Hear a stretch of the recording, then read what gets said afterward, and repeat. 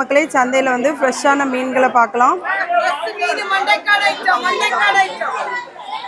இந்த மீன்லாம் பார்த்தா உங்களுக்கு சாப்பிடணும் போல இருக்கா?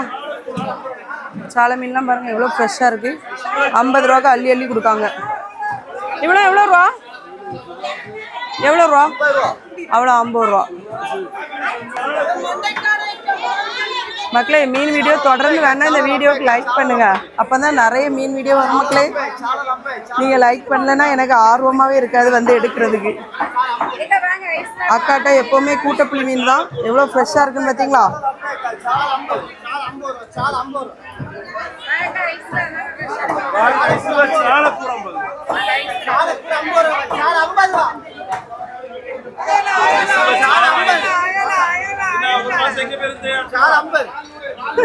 உடம்பு தெரியல.